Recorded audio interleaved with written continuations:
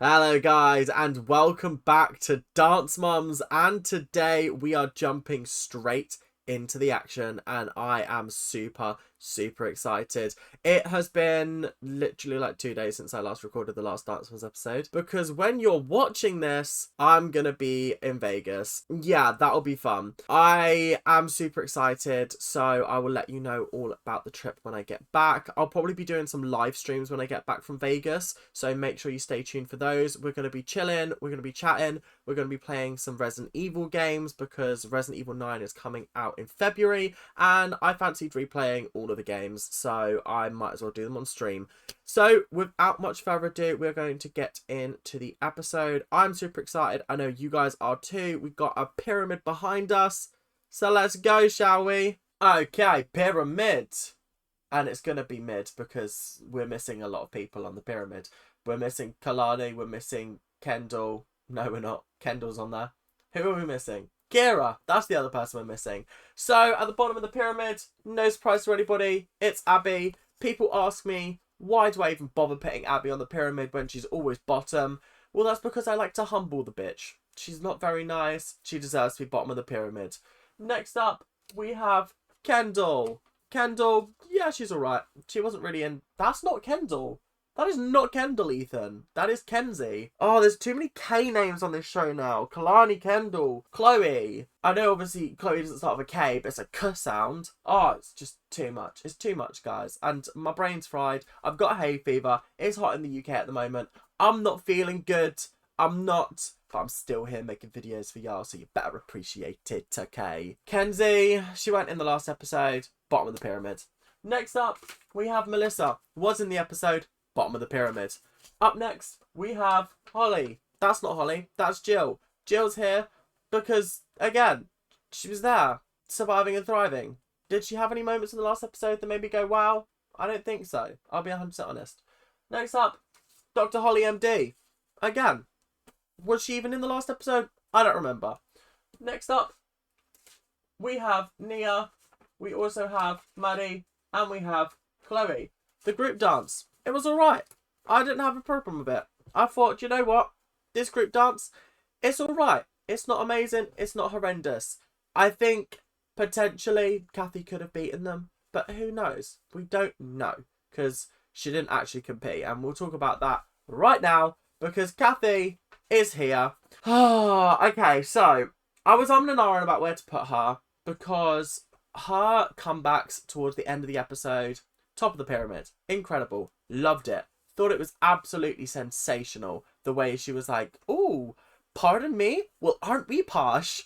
That was hysterical. Also, neither your size nor your mouth intimidate me. Iconic, amazing, brilliant. That is up there with some of the best insults Kathy's come out with. In fact, that entire scene was just comedy gold. However, her decision to pull the group number did wind me up a little bit. I was a little bit disappointed that she decided to do that. However, I have heard that through the grapevine, I did a little bit of digging, and apparently Nikki was meant to be performing, but unfortunately their dad passed away that week, and so couldn't perform with the ALDC, not the ALDC, the Candy Apples, and therefore I think that Kathy pulled the number because there had to be some last minute rearrangements and she wasn't entirely happy with what was being put on stage, which, if that is the case, fair and valid. I will allow her off on this one. I would have put her much further down if she had just been like wow, but if that genuinely is the case, I'm giving her the benefit of the doubt. You can stay up the top of the pyramid. Christy's here because she's my fave. I like her. I thought she was funny in the last episode. There were some great photo opportunities, and one of them even made it into the thumbnail, which was bloody hysterical. So yeah, on the whole, Christy, you were very funny. And then on the top of the pyramid, we have Kendall. Kendall was iconic. Her dance was incredible. We need to give her more lyrical numbers because it was absolutely sensational. She came second. She lost by 1/10 of a point, which is mental. So do you know what? Big claps. Well done. I'm impressed with you, Kendall. Even if Abby isn't. Come on, girls! Let's go! Come on! Hello. Oh my god. Hello, Payton and Leslie. Welcome back. I see your ankle injury has healed itself. Congratulations. Always nice to see you back on the team. I feel like season 4 has really changed my mind on Leslie and Payton. I feel like they're actually quite a tragic duo. And I feel like this is practically Shakespearean, the way that their tragedy is being written currently. I think also, if I'm right, next episode is their final episode. Don't ask me how I know that, but I did hear through the grapevine being my friend, that there's only 2 episodes left after the last one that I saw. And I'm assuming they're back to back, so probably next episode. So yeah, interesting. See how this tale spins itself out. The perfect 10.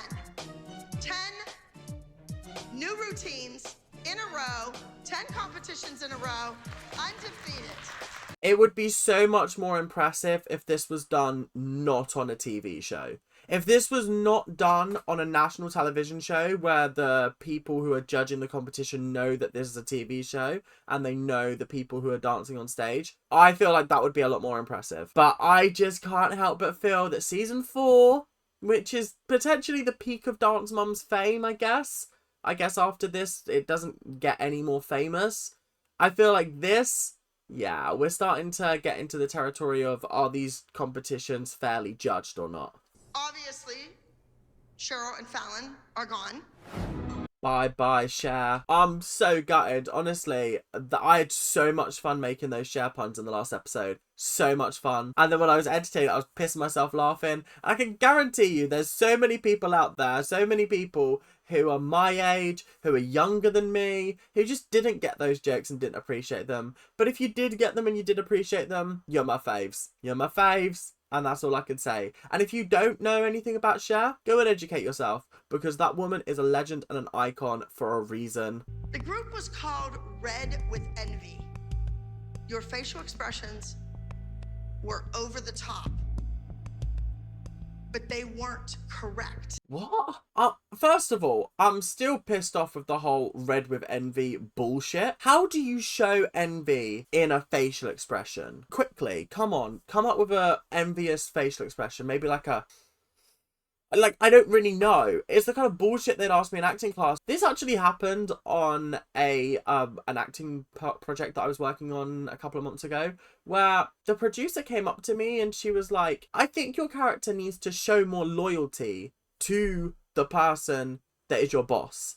And I was like, right. And she was like, so I need you to show more loyalty. And I was standing there going, what do you mean show loyalty? That's something that you do through actions and through speech, not through facial expressions and body mannerisms. That doesn't make sense. So I was mad confused about what she was asking me to do. But then I had the director being like, nah, ignore that. And then it was just getting a little bit confusing. But my point being, bullshit. Envy is not an expression that you can realistically show on your face. And maybe the most skilled actor can. Maybe I'm just a shit actor because I cannot think of a facial expression that I would assign to envy that isn't like a glare, that doesn't back onto other kind of emotions like anger, upset, things like that. Do you know what I mean? Very confusing. Anyway, rant over. Hey, you can't be a baby. We have a baby. That's Mackenzie, and she's not even a baby anymore. So Payton hasn't been on the team for the last 6 episodes, but is still above Nia, who has been in the last 6 episodes. So, first of all, bullshit. Second of all, we're calling her a baby because she broke her ankle and cried. Brilliant. Okay, fine. Save your tears for the pillow, I guess. You're crossing the line. That's it.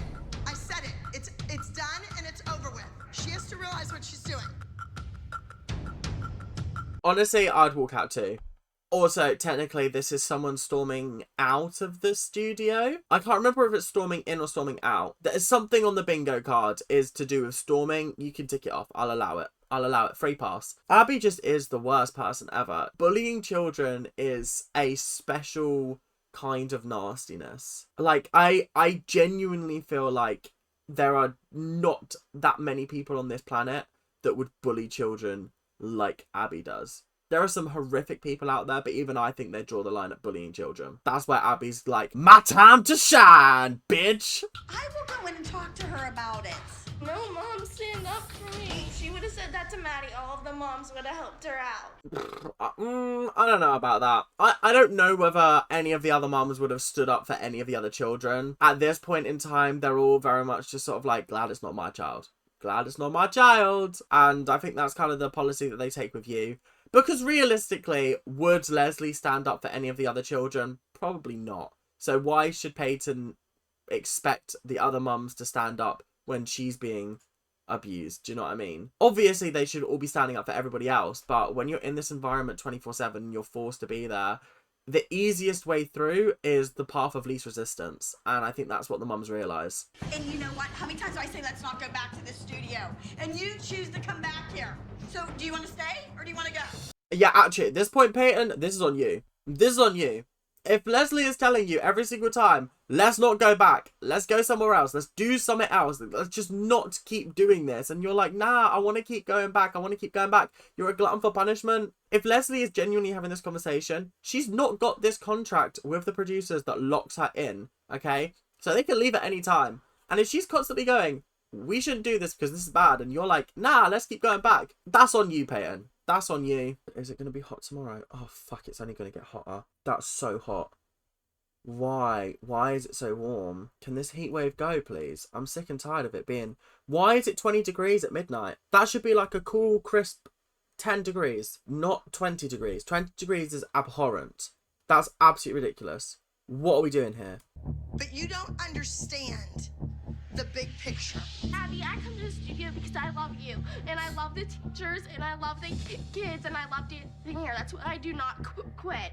There's nowhere else that I want to be than in this studio. Payton having this conversation with Abby, it's good to see this conversation happening.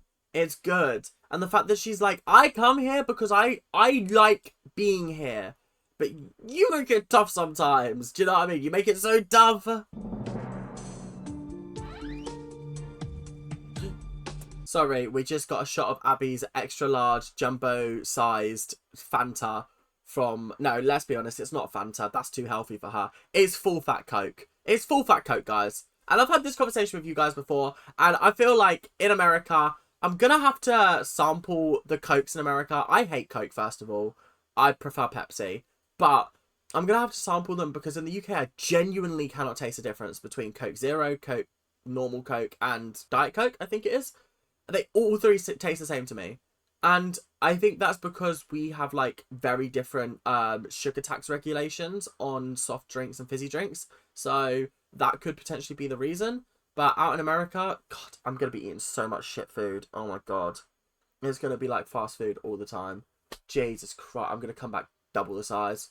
I'm going to come back as a 400-pound hog. And at the top of the pyramid is Kendall. Twins? Oh my God, top of the pyramid for Kendall on both pyramids. Surely that's a bingo spot. If it's not a bingo spot, then what are we doing here? Like, actually, what are we doing here? Crazy. That's crazy, Abby. Kendall on top. Woo, woo. That's right. Woo, woo. That's right, that's right. We're attending a new competition this weekend. Ooh. World-class talent competition in Rockville, Maryland. It's always funny when I hear it pronounced as like Maryland. I cannot say it in an American accent. But when I read it, Maryland, the land of the Marys. That's what goes through my head whenever I read that state name. It's hysterical to me. Maryland.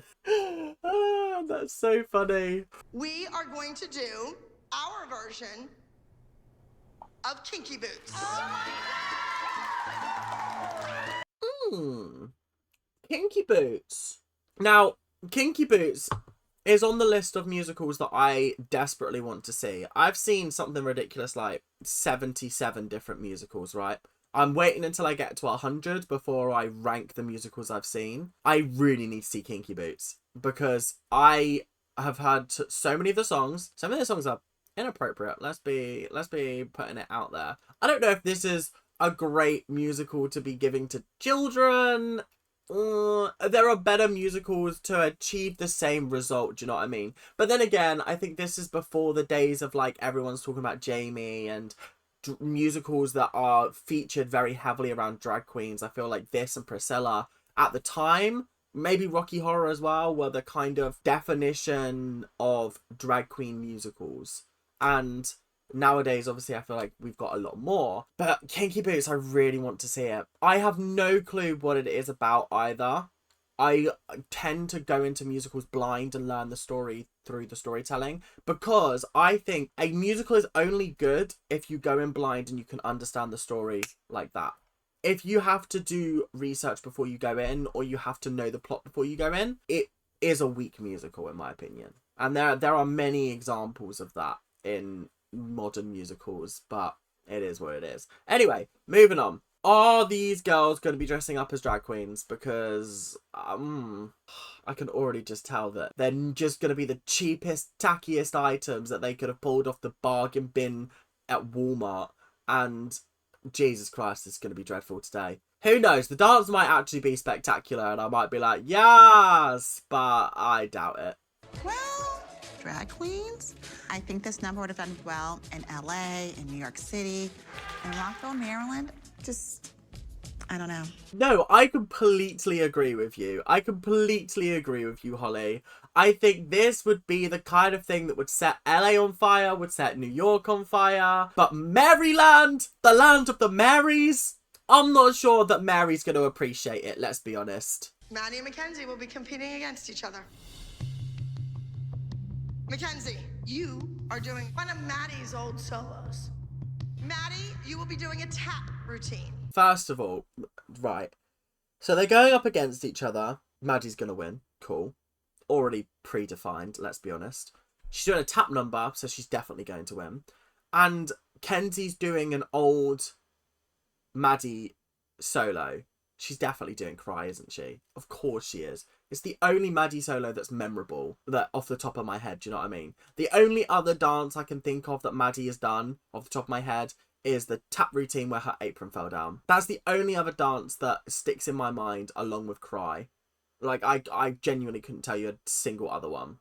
Oh no, hang on. The one where she pretended to be blind and it was a little bit insensitive. That one, it was a good dance actually, but it's still a little bit eeky deeky. Yeah, interesting. Interesting. I'm not sure how I feel about setting Mackenzie up to fail like this. This does feel like she is definitely being set up here. And then it's going to be a whole conversation of, well, Mackenzie, Maddie was able to win with this dancer at her age, so you're not a very good dancer. You need to be more like your sister. And it's just going to be another rousing chorus of putting down Mackenzie because she's not the dancer that Maddie is. The other solo is going to Chloe. You are doing a contemporary solo. It is called Follow You. Well, you know what? If Mackenzie and Maddie are competing in the same age bracket, that means Chloe's not in the same age bracket, which means Chloe can win. Yes! Hallelujah! Who would have thought that day would come? Me. Because I know she can win. She expects me to sit back and allow her to talk to my daughter like that, and I'm not going to do that. I'm not that kind of person. And listen, Leslie, if there's one thing I do appreciate about you, is the fact that you're not willing to sit there and be quiet when Abby is abusing your daughter. Fair and valid. Honestly, fair and valid. It is a trait of yours that I do like. And I feel like we saw it on full display today. So I can only hand you flowers and say, yeah, fair game. Since Payton's featured this week, you know, like, that's great, because that's kind of like a compliment, except in this case, I think that just means that Payton has to dance all that much harder. Yeah, on literally any other show, the main part would be a massive compliment, but on this show, it's almost like, wow, this is a trap. This is a trap. Are you gonna do well? Are you gonna do poorly? We don't know. We're not sure what's going to happen, you may ask. I don't know. I don't know why I'm going into this accent.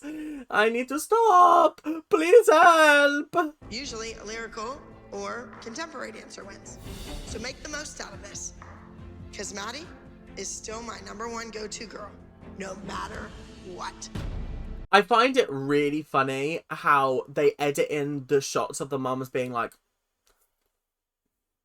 when that's not even what they're reacting to. They're not reacting to this conversation. They're just editing in those reaction shots to make it seem like something shady's happening or they're disagreeing with what Abby's saying. Like, that's not what's happening. These are just random shots from the hours of film that they have upstairs. And they just edit it in to make it look shady and to make it look like there's drama going on. But, like, realistically, there's not. Also, are Maddie and Chloe actually going up against each other? I thought they would be in different age brackets. Because how is Chloe in the same age bracket as Mackenzie? That's ridiculous, surely. Now, the last time she tapped was seasons ago. Is it risky to do a tap dance? Sure. She literally did a tap dance last season and won with it. What are you talking about seasons ago? She literally did the housework one, the housewife dance, last season against Chloe doing hip hop. What? What are we doing here? At least this time, Chloe is doing a contemporary lyrical number, but still, get your facts straight. Get your facts straight, please. Seasons ago, you ridiculous person. She was a tapper when she was little. She did very well. And I think that if she wants Maddie to win at tap, she'll give her a dance that can't be beat. Personally, I feel like tapping is so much more impressive than a lyrical number in my head. Because I feel like if I'm sitting in a judging panel and I've just watched 101 lyrical numbers because everybody thinks that those can win, and then I see one tap dance, what dance am I going to remember? Probably the tap dance. And listen, that is coming from a super biased person. Tapping was my favourite discipline at uni. You guys know this. I love tapping. I will never show you my tapping because I genuinely do dance like an elephant. But I can still tap and make the noises. Like, if you were to listen, you'd be like, oh, that's pretty. But if you opened your eyes, what the fuck is that? Yeah, that's kind of what would be going on. So I personally love tap numbers. I love watching tap numbers. I have such a great appreciation for tap numbers now that I've started tapping myself and I realise how tricky it is. Before I was like, oh, surely it can't be that hard. And then I tried it and I was like, oh no, it is that hard. And you have to work extra hard in order to get it. Because it's not like normal dance where if you make a wrong move, you can kind of style it out. If you make a wrong move and tap, everybody hears it. Everybody will hear it. All right, Chloe, it's called Follow You. So a lot of people follow you. They follow you on Twitter. They follow you on Instagram. Oh, stop this. Oh, of course it's a dig. Of course it's a dig. Why would it not be a dig? Of course we're going to give her a dance called Follow You because she has so many followers. We've already accused her of cheating. We've already accused the judges of preferring Chloe over Maddie because they follow her on Twitter. Like, what is going on here? Do you know what I mean? This is absolutely ridiculous. You're so obsessed with followers and followings that these kids probably don't even care about that much. They just want to dance, and you're making it into some negative thing. Abby is such a jealous, psycho, crazy stalker bitch. It's no wonder that she doesn't have a man in her life. Because what man would want to put up with this? And if you don't step up to the plate pretty soon, you're never going to catch up with Maddie. Ever. Ever. That was a prime example of a moment cut in to make it look like Melissa was listening into that conversation and being like, well, I agree. Well, I agree, guys. No, obviously that's not what happened. God, these editors. They love to create a storyline. They love to make a storyline. I actually said to my friends that when we go on holiday, we should film the trip and do like a vlog, but then cut in like confessionals to like give our true feelings and make it like a reality show parody. The idea got shot down, but I think I can find a group of friends that will definitely give me the content that I want, because I think that would be absolutely hysterical. Imagine like all the little snaky noises. That would be so unbelievably funny. Maddie, don't go down so low. You look like a freak. Don't go down so low. You look like a freak, Maddie. Even Maddie is not safe from the torture and abuse that Abby dishes out to all the kids. You look like a freak. That's crazy. That's absolutely crazy. Abby, strap yourself in. Take that mouth shut, please. Down and down, but around. This is not gonna win. Are you kidding me? Not possible. the mums have no faith in this, but they're forgetting what show they're on. They're forgetting they're on Dance Mums. So a first place is going to be handed to them regardless of the quality of the dance. It could be the biggest hot mess you've ever seen on stage, and they're going to win with it. It's so sloppy. You guys are like this. Yeah. I think that's the face she makes when she goes up the stairs. I can't lie, guys. It's fucking cruel of me. Ethan, stop yourself sometimes. Sometimes you need to stop yourself and think, is this an appropriate joke to be making on the channel? Is this what you want going out to your thousands of subscribers? Yes. This is the first group dance that we're doing that Maddie is not the lead. Categorically not true. Categorically not true, because I can name you at least 2 dances that Nia's been the lead of. I can name you at least maybe 1 or 2 that Chloe's been the lead of. None that Kendall's been the lead of, sadly. But this is ridiculous. What are we even talking about? It's like Abby woke up and just forgot everything that she's ever done on this show. This season, every single solitary routine that we did, Maddie was the lead. Again, categorically not true. Nia literally led a dance in episode 5. She was the person leading that dance. Maddie might have had a special part in it, yes, but she was the person that was leading it. Nia was. And this isn't even the first time that Payton's led a dance. Do you remember the Hunger Games dance in season 2? Yeah, she led that. So what is Abby actually talking about? Because all I'm hearing is mad waffle coming out of her mouth. Just chitter-chattering. Waffle. So you guys have to realize that this is a big deal. The perfect 10. But what did we say? 11 is heaven. All right. Who is saying 11 is heaven? Are you saying 11 is heaven? Is that a saying? 11 is heaven? What is this about 11 is heaven? Because I'm very confused. Let's do some research time.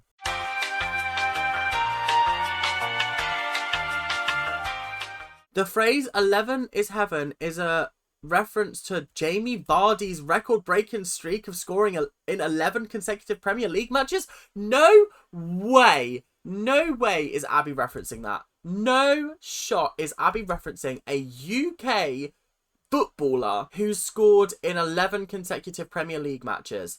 Not a chance. No, the number 11 is not specifically associated with heaven in the Bible. Instead, the number 11 is often connected to disorder, disorganization, or judgment. That is excellent. That's truly excellent. Are you going to fill Maddie's shoes? I don't want to do anything but cry. No, we're not even going to attempt that note. Fucking hell, it's too early in the morning for that. Jesus Christ, I haven't even warmed up. Wow. My voice just said, no, I'm not even going up there. Why am I going up there? I'm not. That's the answer. Anyway, I figured it was going to be Cry. Obviously, it was going to be Cry. Like I said, I don't feel like any of her solos have the same power in my mind as Cry does. But I do feel like Mackenzie's being set up to fail. Pull your body down and your head up. Arch your back. Let's get Maddie in here and see if she remembers it. That'll be interesting. I feel so sorry for Kenzie. Her entire life, she is being compared to Maddie. She's living in Maddie's shadow. She's living in Maddie's house. She's living with Maddie's mum. And now she's having to dance Maddie's dance. This is ridiculous. I feel so sorry for Kenzie. Pretty impressive, Maddie. What if Mackenzie does beat Maddie? Oh, Maddie would be fine with it. No, Maddie would not be fine with it. I personally cannot see a world in which Mackenzie beats Maddie. No shade to Mackenzie, but obviously Abby's not going to let that happen. She's going to sabotage as much of the choreography as she possibly can and give Maddie better choreography than she's ever given before, just to make sure that Maddie stays winning. Because Abby has poured too much time into Maddie for her to lose at this point. Run, grand jeté. When Maddie dances, she's a breath of fresh air. You're like the stuff we spray in the bathroom. The shit that she's coming out with today is absolutely crazy. Maddie's a breath of fresh air. You're that shit we spray when I have a shit. When I have a diabolical shit in the toilet and it cakes the entire pan of the toilet and I have to flush 5 times. You're the spray that I use to get rid of it. Industrial strength. Make sure your feet cross on that. Is Chloe's solo completed? Do we know? No. So then she doesn't have an advantage. No. Because she's still learning choreography. Right. When has anybody but Maddie had their dance done before the day before the competition. When has that ever happened? Never. Literally never. So Chloe does not have an advantage in the slightest here. You can argue what you want to argue, but it just is the case. Do you know what I mean? I just really wish that they would get through Chloe, like some more of Chloe's dance. She just learned it. She clearly doesn't know it, and Maddie's dance is completed. And really, how long has she known that dance, Melissa? One day, the same day that I told you yesterday. I don't believe you. You're a known liar, and I ain't having it. Don't know why I'm singing. It's what it is. Do you know what I mean? But yeah, this is ridiculous. This is absolutely fundamentally, parallusionally difficult to grasp. Parallusionally? What the fuck is that? Is that even a word? Why did that even come out of my mouth? What am I doing today, guys? Honestly, I'm all over the place. I feel like I've given up caring about the dancing part of this show because we know Maddie's going to win. We know the group number's going to win. And I feel like everything else, like, doesn't really matter.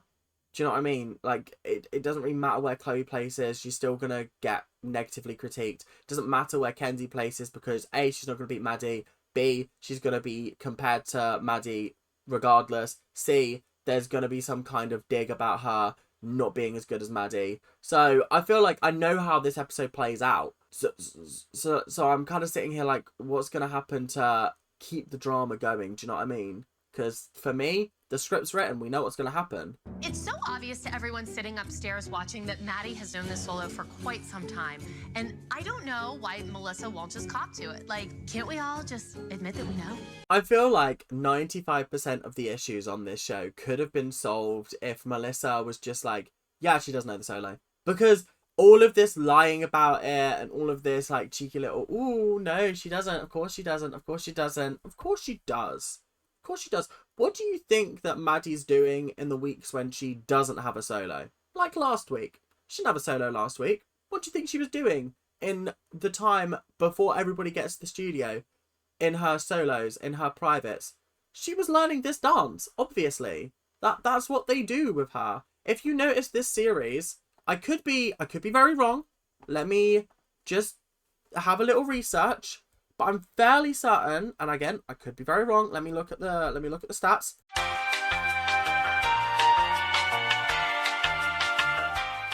I think that Maddie has had a dance every other episode, which would give her a chance to learn the dance in the week when she's not dancing a solo. So episode 1, she has a solo. Episode 2, she does not have a solo because that was Kendall versus Chloe. In the 3rd episode, she does have a solo.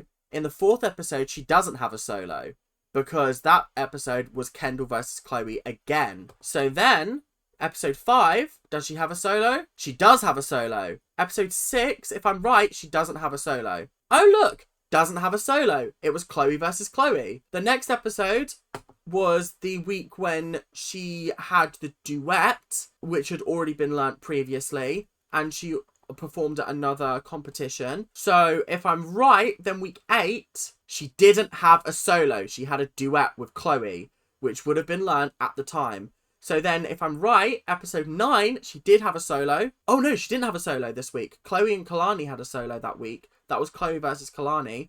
The week after, Maddie had a solo.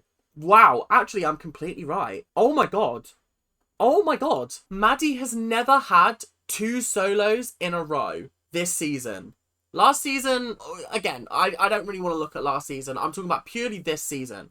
So what's happening this season is Maddie is doing her dance, having a week off in which she learns her dance for the next week in all of her privates, then does the dance the next week, and then the week after learns her dance for the following week.